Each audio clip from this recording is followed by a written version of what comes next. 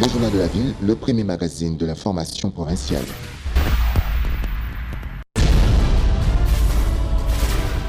Tout de suite, le journal.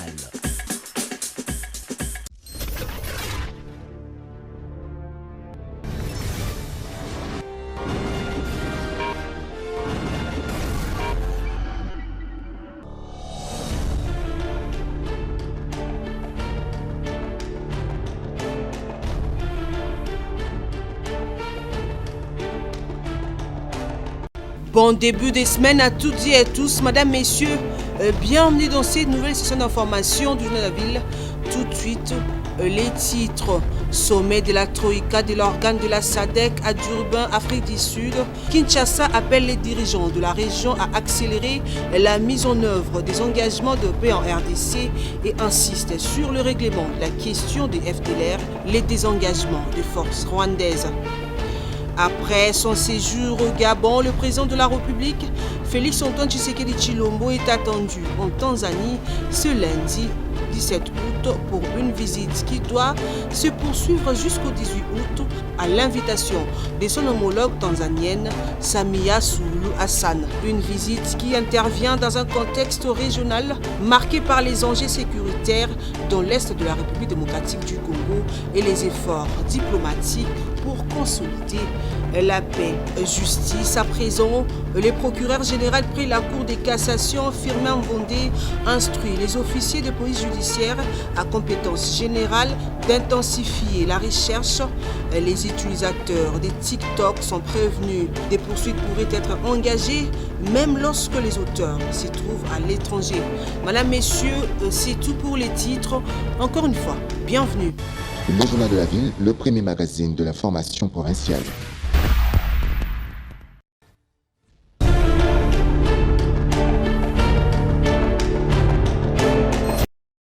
C'est lundi 17 août 2026 à Durban, Afrique du Sud, à l'occasion du sommet de la Troïka de l'organe de la SADC chargé de la coopération en matière de politique, de défense et de sécurité.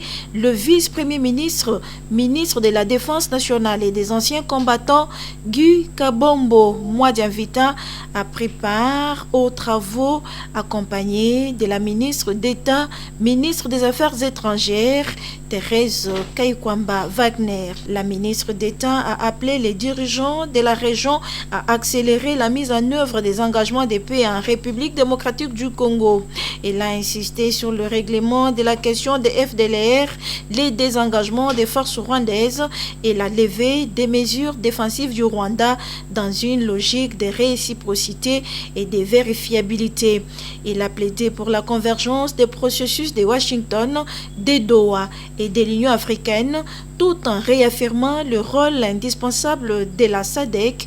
Enfin, il a souligné l'importance d'une action internationale fondée des réalités de la région.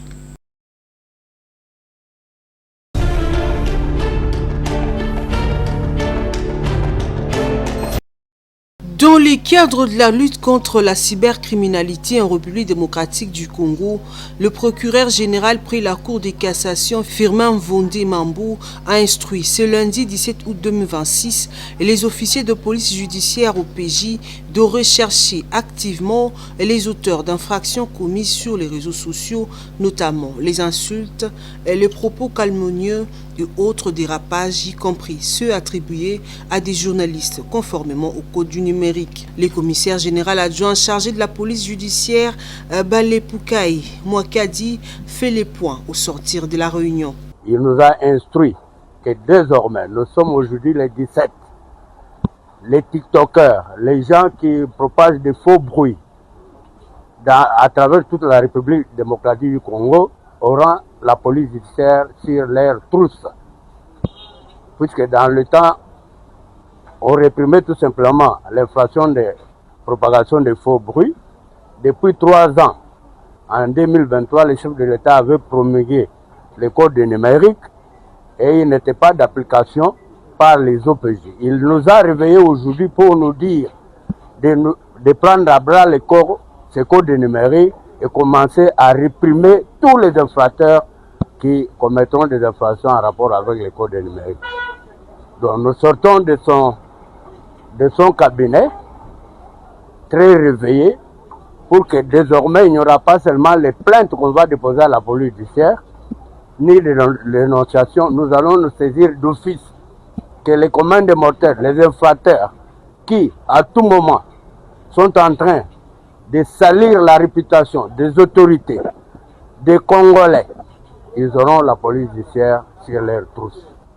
Voilà les instructions que nous avons reçues aujourd'hui. C'est pour mettre effectivement en application les codes du numérique qui a été promulgué par les chefs de l'État, commandant Sipan.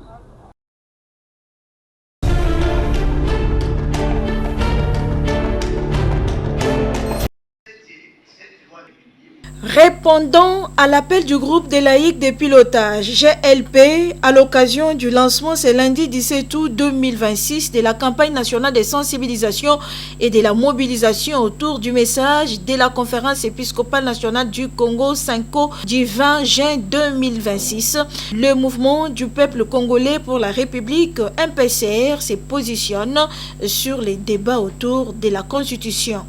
Le parti politique de Jean-Claude Vouemba, actuellement en exil politique, estime qu'il n'y a pas urgence à procéder à un changement de la Constitution.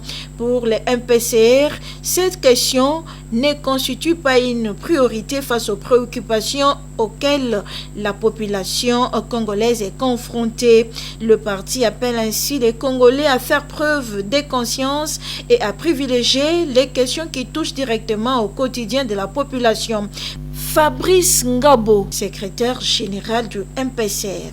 Vous êtes sans ignorer que notre pays traverse une crise profonde et multiple, où d'un côté nous avons la guerre, de l'autre côté nous avons une gouvernance qui est caractérisée par beaucoup de vices. Aujourd'hui, on nous parle du débat du changement de la Constitution. Alors nous avons estimé qu'au regard de la situation actuelle que traverse notre pays, et non seulement que ce projet de changement n'est pas constitutionnel parce que n'étant pas reposé par une seule disposition de notre Constitution, on parle de l'article 5 qui reconnaît la souveraineté au peuple, mais qui ne donne aucunement l'autorisation de pouvoir changer cette Constitution. Et donc, pour autant que la Constitution ne donne aucun mécanisme de son changement, nous considérons que toute initiative qui va dans le sens de ce changement est une fraude. Vous savez qu'à l'est du pays, par exemple, nous avons près de 2 millions de compatriotes qui sont réfugiés dans les pays voisins. Et donc, dans ce contexte-là, on ne peut pas accepter que des débats comme celui de changement de la Constitution puissent venir nous distraire ou nous diviser. À travers cette prise de position, le MPCR entend donc contribuer au débat national en appelant à la prudence et à la responsabilité autour de la question constitutionnelle.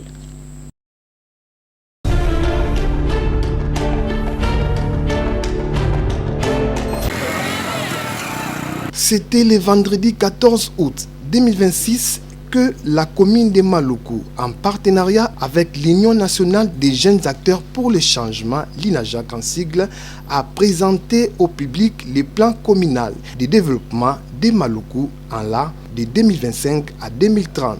En présence du représentant du gouverneur de la ville de Kinshasa, le partenaire technique de l'INAJAC, les chefs coutumiers, la société civile, les chefs du quartier et la population. C'est la coordonnatrice de ces projets qui a pris la parole en première comme facilitateur afin d'expliquer le parcours de ces documents. Le numéro 1 de cette commune a insisté que ces documents représentent les aspirations de toutes les couches de la population de Maluku avant de passer à la présentation officielle de ces plans avec la participation des chefs coutumiers. Ces documents constituent à mes yeux bien plus qu'un simple instrument de planification. Il est l'expression d'une volonté collective, celle de faire de Maluku une commune qui pense son avenir, qui identifie ses priorités et qui se donne les moyens de construire son développement avec la participation de sa propre communauté. Je voudrais, à cet instant solennel, exprimer ma profonde gratitude à son Excellence, Monsieur Félix-Antoine Tshisekedi Tshilombo, président de la République, chef de l'État, pour la confiance placée à notre équipe et à ma personne. J'adresse également à mes sincères remerciements à son Excellence M. Daniel Bumba Lubak, gouverneur de la ville province de Kinshasa, pour sa vision.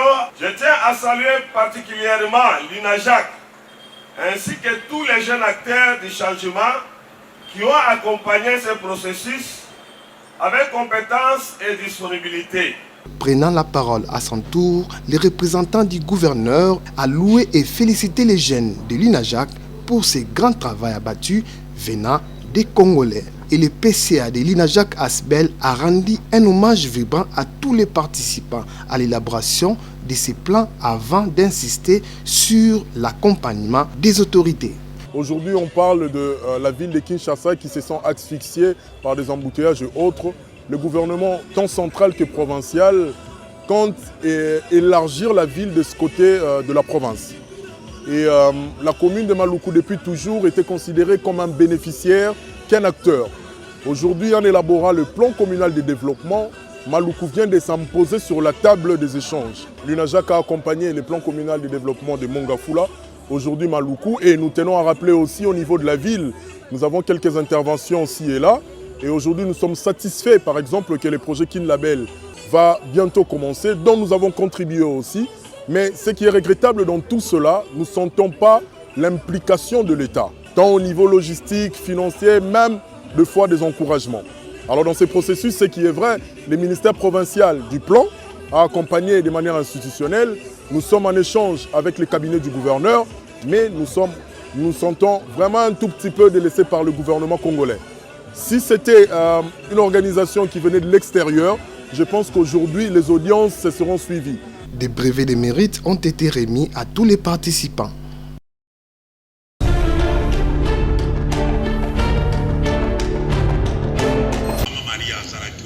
65 ans, ça s'est fait. Étant natif et notable de la commune d'Ntélé, l'infatigable, l'élu de proximité, l'honorable Richard Monamboumou était convié à la messe commémorative des 65e années d'existence de la paroisse Saint-Jacques et de Kinkole, dans la commune de l'Ntélé, le dimanche 16 août 2026. Officié par le cardinal Ambongo Besengu, archevêque métropolitain de Kinshasa, cette célébration eucharistique était placée sous le thème « La journée du jubilé et de l'Ascension de Marie ». L'élu de la Tchangou, le député national Richard Monamboumou, étant un chrétien affermi, a assisté à cette grande célébration des 65e anniversaire de la paroisse Saint-Jacques qui marque une étape décisive dans l'histoire de cette paroisse aux côtés du bourgmestre de cette municipalité, Franck Mbo, et plusieurs autres personnalités. Un moment de prière, de communion et d'action de grâce pour tout participant. Très ému d'avoir assisté à cette célébration, le député de proximité Richard Monamboumou a circonscrit l'événement. Pour cet élu, jubilé est un âge de maturité et de repos. Le temps des jubilés doit être dédié au pastorat. Personne à cause de sa renommée, personne à cause de ses biens ne peut ne serait-ce qu'ajouter une coudée à la durée de sa vie. C'est pour autant dire que si nous nous retrouvons en ces lieux, c'est parce que l'Éternel, notre Dieu, nous a accordé le souffle de vie.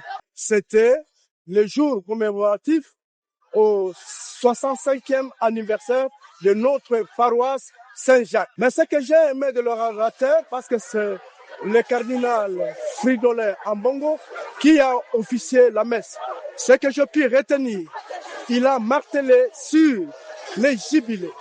Il nous a dit, c'est un âge de maturité, un âge de repos, un âge où nous devons nous asseoir, nous dire des vérités, faire la rétrospection de tout ce que nous avions fait. Il nous a responsabilisés pour nous dire que, en tant que les responsables, le temps de jubilé doit en réalité, nous devons le dédier au pastoral. C'est-à-dire quoi? Faire des biens à nos prochains, faire des biens. Et pourquoi pas soutenir l'œuvre de Dieu. Et pour clore mes mots, c'est par là aussi que j'ai eu mon premier baptême. La participation de l'infatigable, l'honorable Richard Monamboumou à cette célébration traduit également l'intérêt accordé aux communautés religieuses dans la promotion de valeurs de paix et de solidarité et de cohésion sociale au sein de la commune de l'Ntélé.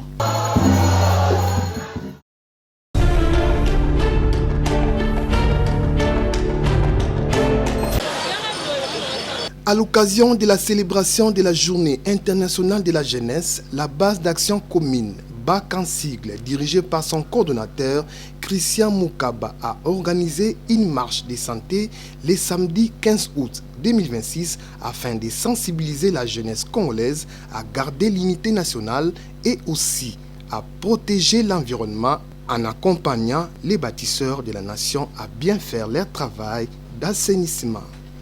Cette marche de santé qui a commencé au quartier 3 de la commune de Massina sur le boulevard du 30 juin pour chuter à l'espace 39 en passant par l'entrée Mikondo.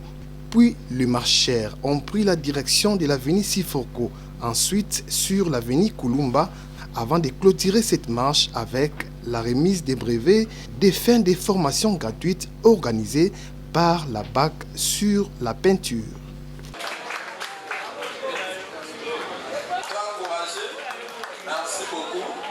Cette journée qui a connu la participation des invités d'honneur était consacrée également à la conscientisation de la jeunesse congolaise.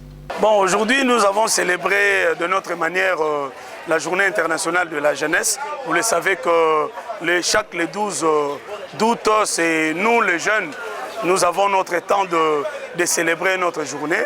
Mais quant à nous, aujourd'hui, c'était question de sensibiliser encore de jeunes de Tchangou sur des valeurs de l'enseignement, valeurs morales et physiques, parce qu'il est important pour nos jeunes de comprendre que l'avenir dépend aujourd'hui, ce n'est pas demain. Et également, vous avez vu comment nous avons remis quelques brevets à nos jeunes qui ont participé volontairement, gratuitement, dans les différentes formations de peinture. Bon, on a sillonné presque tout Massina, nous sommes allés jusqu'à Mikondo.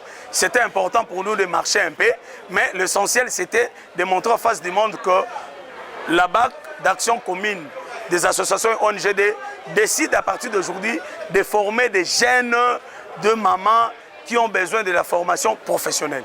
Ce que nous allons demander à l'avenir pour la jeunesse, que les autorités tiennent compte et de rassurer avec précision ce qu'ils garantissent pour l'avenir de cette jeunesse. Nous parlons, nous échangeons, nous réveillons la conscience pour réduire l'insécurité, l'insalubrité, réunir l'unité et donner la valeur à cette jeunesse qui se sent délaissée. Raison pour laquelle il y a eu le brevet pour ceux qui ont suivi la formation. Mais nous n'allons pas nous arrêter là, nous allons étendre avec les différentes filières dans l'avenir. Notons que la BAC a comme cheval de bataille le développement de la jeunesse congolaise.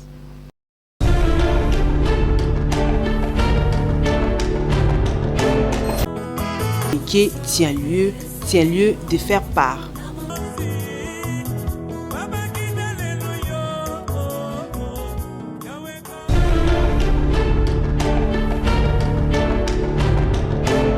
C'est tout pour aujourd'hui. Merci de nous avoir suivis.